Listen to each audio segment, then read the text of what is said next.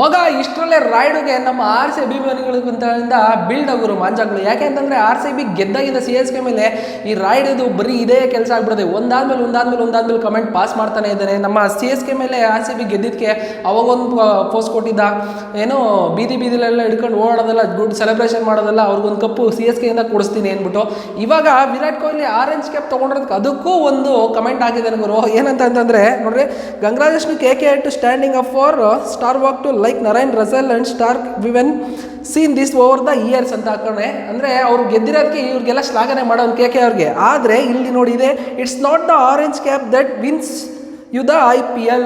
ಅಂದರೆ ಆರೆಂಜ್ ಕ್ಯಾಪ್ನ ಗೆದ್ದಿದ ತಕ್ಷಣ ಈ ಟ್ರೋಫಿ ಗೆಲ್ಲಕ್ಕಾಗಲ್ಲ.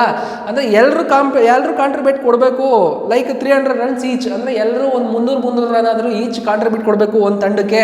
ಇಲ್ಲ ಅಂದರೆ ಬರೀ ಆರೆಂಜ್ ಕ್ಯಾಪ್ ಗೆದ್ಬಿಟ್ಟು ನೀನು ಒಬ್ಬ ತೊಗೊಂಡ್ಬಿಟ್ರೆ ಏನು ಯೂಸ್ ಇಲ್ಲ ಅಂತ ಕಮೆಂಟ್ ಬೇರೆ ಹಾಕಿದ್ರು ಗುರು.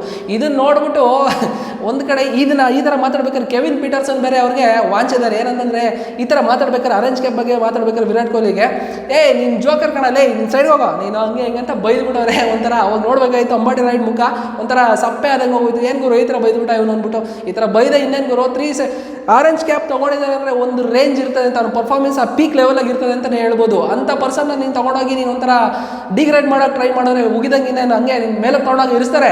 ಅದ್ರ ಬೇರೆ ಇವಾಗ RCB ಅಭಿಮಾನಿಗಳು ಶುರು ಮಾಡಿದ್ದಾರೆ ಇವನ್ನ ಟ್ರೋಲ್ ಮಾಡೋಕ್ಕೆ. ಸಿಕ್ಕರ ರುಬ್ತೀನಿ ಗುರು, ಹಾಕೊಂಡು ಚಸ್ತೀನಿ ಅನ್ನೋದು ಒಂದು ಕಡೆ ರುಬ್ಬ ಆಟ ಶುರು ಆಗುತ್ತೆ. ಇನ್ನೇನು RCB ಅಭಿಮಾನಿಗಳಿಂದ ರಾಯ್ಡುಗೆ ಅಂತಲೇ ಹೇಳ್ಬೋದು. ಸೊ ರಾಯ್ಡು ಈ ಟ್ವೀಟ್ನ ನೀವು ಏನಂತ ಕರಿತೀರಾ ಒಂದು ಕಮೆಂಟ್ ಬಾಕ್ಸಲ್ಲಿ ತಿಳಿಸ್ಬಿಡ್ರಪ್ಪ ನೋಡೋಣ. ಸೊ ಇದಾಗಿದ್ದು ಇವತ್ತಿನ ಅಪ್ಡೇಟು. ಸಿಗೋಣ ಮುಂದಿನ ವಿಡಿಯೋದಲ್ಲಿ. ಬಾಯ್.